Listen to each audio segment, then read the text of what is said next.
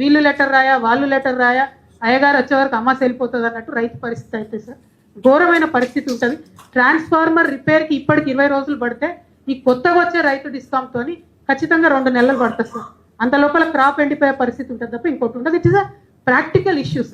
ఇంకొక మాట, ఇందాకటి నుంచి ముషరఫ్ గారు కానీ మాట్లాడినటువంటి అన్ని డిస్కౌంట్స్కి సంబంధించిన వ్యక్తులు కానీ చెప్తున్నది ఏంటంటే మేము కంప్లీట్గా కోఆర్డినేషన్ చేసుకుంటామంట. కానీ జీవోలోనే క్లియర్గా రాసింది సార్, రైతు డిస్కామ్కి ఇతర డిస్కామ్ల నుంచి వచ్చేటటువంటి సేవలకు వీలింగ్ ఛార్జెస్ వసూలు చేస్తామని చెప్పి రాసింది. అదెంత ఉంది సార్? 6,000 కోట్ల రూపాయలు అవుతుంది per annum. Already you are a loss making company with 25,000 crores. Wheeling charges additional is another 6,000 crores. Your farmer subsidies 14,000 crores. Your domestic subsidies 1,700 crores. You already have an arrears that you have not received from the government 35,000 crores. How does the balance sheet even match out, sir? Match out అవ్వడం లేదు. కానప్పుడు total geographical area Telangana మొత్తం వీళ్ళకి అప్పచెప్తున్నారు sir. మీతో నా request sir, kindly ఒక pilot project చేయమని అడగండి సార్. వాళ్ళని ఒక చిన్న ఏరియా తీసుకొని మీరు పైలట్ ప్రాజెక్ట్ చేయండి. అక్కడ సక్సెస్ అయితే మీరు తెలంగాణ అంతటి గురించి ఆలోచించండి. అసలు మీరు పైలట్ ప్రాజెక్టు హైదరాబాద్లో జీడిమెట్లలో ఒక ట్రాన్స్ఫార్మర్కి మీటర్ పెట్టినాం సార్. మనం పెట్టి నాకు తెలిసి 4-5 ఏళ్ళే. It's a failure sir. Musharraf గారు కూడా చెప్పారు 4-5 సార్లు ఎనర్జీ ఆడిట్ ట్రై చేసినాం. ఉదయ్ స్కీమ్, ఇంకో స్కీమ్లో every energy audit scheme has failed. It has failed. అట్లాంటప్పుడు how are you guaranteeing that 5,22,000 ట్రాన్స్ఫార్మర్లకు మేము మీటర్లు పెడతాం, మేము ఆడిట్ చేస్తాం, దానికి మొత్తం తెలంగాణ మీకు అప్పచెప్తామంటే అన్యాయం కాదు సార్.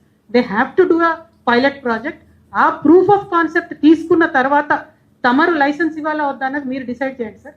కానీ without a pilot project total geographical area అప్పచెప్పడం అన్నది మాత్రం రైతులకు అన్యాయం అవుతుంది సార్. ఒక ఉపద్రవం వచ్చిన జనవరి, ఫిబ్రవరి, మార్చ్లో హైయెస్ట్ డిమాండ్ ఉంటుంది సార్. ట్రాన్స్ఫార్మర్ పేలిపోతూ ఉంటాయి. ఆ టైంలో మాత్రం ఎట్టి పరిస్థితుల్లో ఇప్పుడు ఉన్నటువంటి మనుషులు అందేటటువంటి పరిస్థితి ఉండదు sir.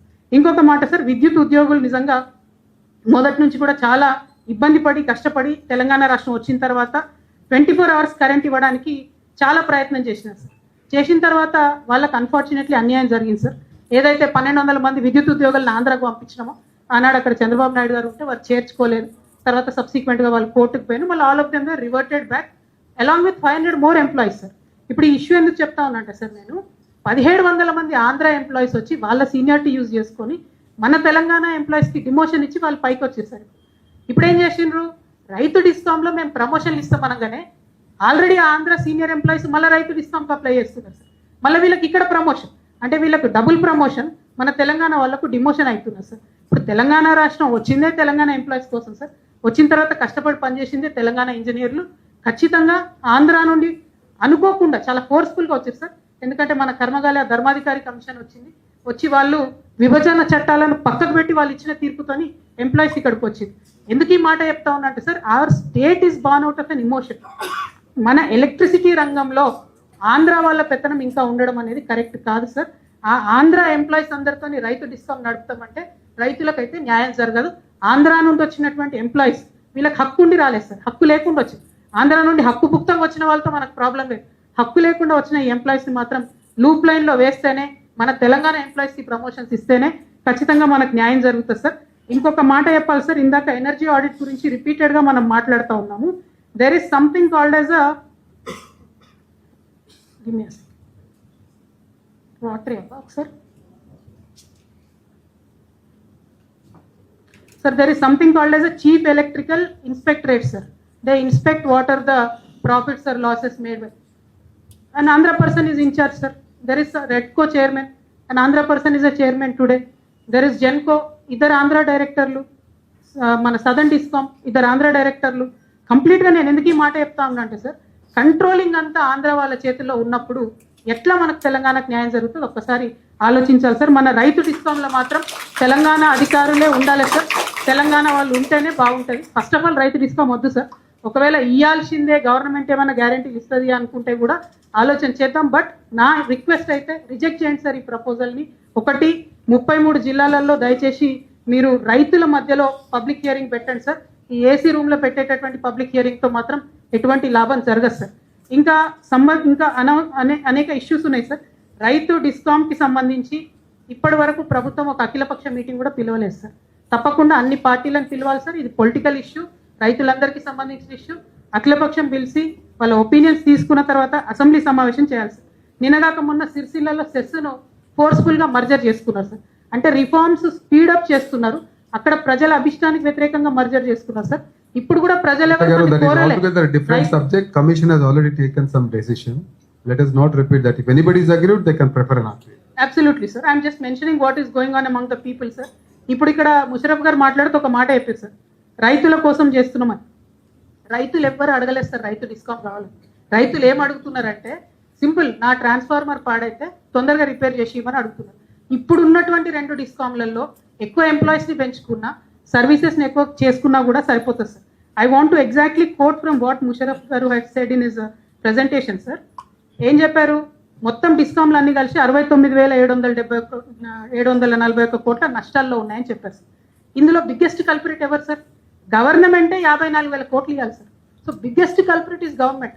Now when the biggest corporate is government వల్లనే డిస్కామ్స్ లాస్లలో ఉన్నాయి. మళ్ళీ కొత్త డిస్కామ్ పెట్టి దానికి మొత్తం గ్యారంటీ గవర్నమెంట్ ఇస్తుందంటే experience is showing us otherwise sir. It is not a political comment. Experience చెప్తుంది మనకు గవర్నమెంట్ వల్లనే డిస్కామ్ లాస్లో ఉన్నాయి.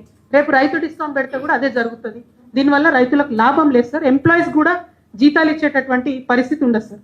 పదే పదే ఇంకొక మాట చెప్తూ వచ్చారు ముషరఫ్ గారు, రైతుల పేరుతో వేరే యాక్టివిటీస్ జరుగుతున్నాయి.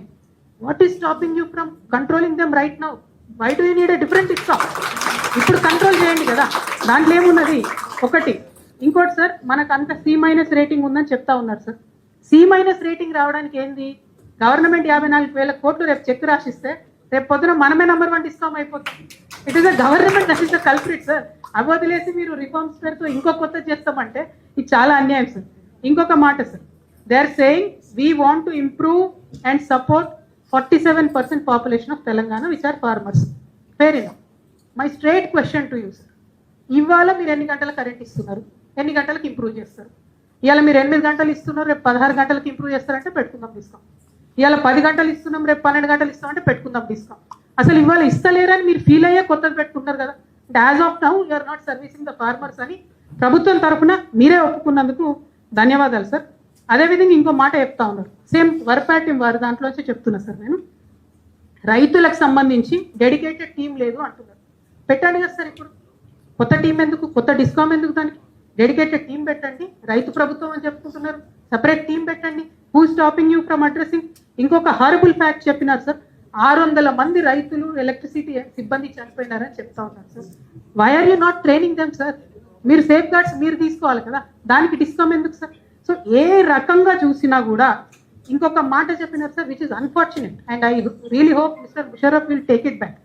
ఏమంటున్నారంటే కొత్త డిస్కామ్ క్రియేట్ చేయకపోతే verbatim, I just wrote it down as you were speaking, agriculture will be second priority. So is your government second priority agriculture? Is it not number 1? That you have to take it back. When you are clearly saying your second priority now is agriculture, రేపు పొద్దున separate discom పెట్టి -25,000 కోట్లతో ఇంకో discom పెట్టి అప్పుడు first priority ఎట్లయితుంది? అప్పుడు దాని లాభాల్లోకి ఎట్లా తీసుకొస్తారు? ఈ ప్రశ్న మాత్రం మీరు తప్పకుండా జవాబు చెప్పాలి సార్, లేదంటే వారు ఆ మాట వెనక్కి తీసుకోవాలి సార్. ఇంకొక మాట సార్, ఏం చెప్తూ వచ్చారు? మేము రైతుకు మీటర్ పెట్టము అని పదే పదే చెప్తూ వచ్చారు. జియో నంబర్ 44లో ఇట్ సేస్ అదర్వైజ్. ఏం చెప్తుంది GO number 44? DTR and after DTR ఏదైతే లో టెన్షన్ వైర్స్ ఉన్నాయో అక్కడి వరకు కూడా రైతు డిస్కామ్ యొక్క స్కోప్ ఉంటుంది. డిటిఆర్ తర్వాత కూడా ఎవ్రీ కన్స్యూమర్ విల్ బి మీటెడ్ అని చెప్తా ఉన్నారు మీరు. అది please kindly clarify, not for me, for public. ఖచ్చితంగా మీటర్స్ పెడతారనే భయం అయితే నాకు పర్సనల్గా ఉన్నా సార్. నేను జియో చదివిన తర్వాతనే చెప్తా ఉన్నాను. అదేవిధంగా పీపీఏ అలాట్మెంట్ సార్, ఇప్పుడు మాట్లాడుతూ ఏం చెప్పారు? మేము నాన్ రెన్యూవబుల్ చీప్ పవర్ ఇస్తామని చెప్పారు. మొన్నటి వరకు ఏం చెప్పారు? 42% పీపీఎస్ ఏవైతే అలొకేట్ చేశారో most expensive thermal power PPS మాత్రమే మీరు రైతులకి, రైతు డిస్కామ్కి అలొకేట్ చేశారు సార్. 6 రూపాయలు పడుతుంది సార్ థర్మల్ పవర్, 8 రూపాయలు మనం కన్జ్యూమర్కి ఇస్తూ ఉన్నాం సార్. మరి రైతులకు ఆ మొత్తం భారం అంతా రైతు మీద రేపు పడుతుంది కదా, ఆర్ అదర్వైజ్ గవర్నమెంట్ మీద పడుతుంది.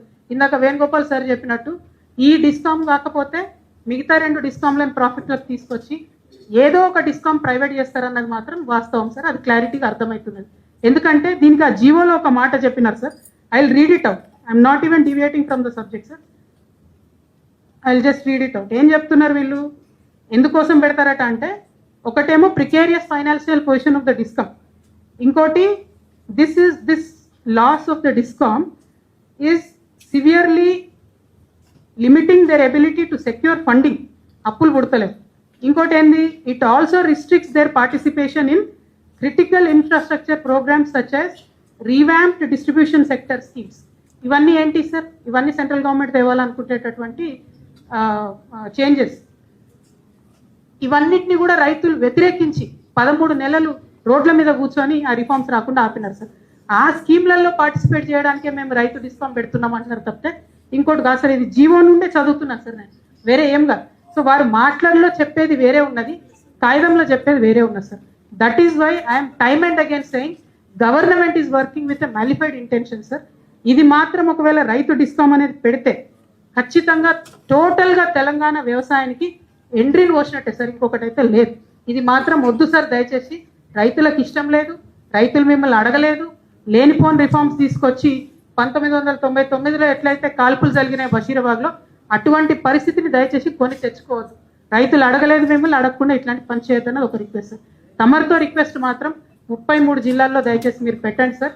పెట్టకుండా ఈ ఒక్క పబ్లిక్ హియరింగ్తో ఈఆర్సీ కనుక లైసెన్స్ ఇస్తే మేమైతే బల్పం కట్టుకొని ప్రజల దగ్గరికి పోతాం సార్.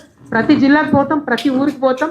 ఇది ఎంత రైతు వ్యతిరేక నిర్ణయమో, ఇది ఎంత రైతు వ్యతిరేక ప్రభుత్వమో ప్రజలకు చెప్పాల్సిన పరిస్థితి వస్తుంది సార్. సో దయచేసి చైర్మన్ గారితో రిక్వెస్ట్ ఒకటే, పబ్లిక్ హియర్ ఫస్ట్ అయితే రిజెక్ట్ చేయండి సార్ వీళ్ళ ప్రపోజల్.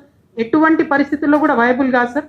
ఒక చిన్న సెక్షన్ కోట్ చేసి నేను మీకు చెప్తాను సార్. ఏదైతే ఎలక్ట్రిసిటీ యాక్ట్ ఉందో దాంట్లో section 17.2 sir, it clearly says when there is no sufficient equity, no credit worthiness, no business plan, no expert manpower, no clear PPA allocation, a license cannot be given sir. Section 17.2 అది అసలు లేనే లేదు sir. కాబట్టి application reject చేయాలని అడుగుతున్నా sir. ఇంకొక చిన్న application ఉంటుంది సార్, మీ అందరికీ నాకంటే ఎక్కువ తెలుసు ఎలక్ట్రిసిటీ గురించి. యూనివర్సల్గా ఎవరు వచ్చి కరెంట్ కనెక్షన్ ఇవ్వాలన్నా you cannot deny it sir. రేపు పొద్దున మీరు రైతు డిస్కౌంట్ పెడతారు, నేను నా పొలం కాడ ఉంటుంది సార్, నా పొలం కాడ పక్కకు ఒక ఇల్లు కూడా ఉంటుంది. అంటే ఇంట్లో కరెంట్ పోతే నేను ఒక ఏఈకి ఫోన్ చేయాలి, బావి కాడ కరెంట్ పోతే ఇంకొక ఏఈకి ఫోన్ చేయాలి. ఘోరమైన పరిస్థితి ఉంటుంది సార్. అదే రిడెండెంట్గా తిరిగినోడే ఆడనే తిరుగుతుంటాడు. ఈ బావి కాడ కరెంట్ రిపేర్ చేసేవాడేమో ఆర్డీఓ దగ్గర ఉంటాడు తాలూకా కేంద్రంలో, ఇంటికాడ కరెంట్ రిపేర్ చేసేవాడు మండల కేంద్రం దగ్గర ఉంటాడు. ఎవరు వస్తారో తెలియదు, ఎవరికి ఎన్నిసార్లు ఫోన్ చేయాలో తెలియదు సార్. రైతులకు మాత్రం ఇది శాపం అవుతుంది.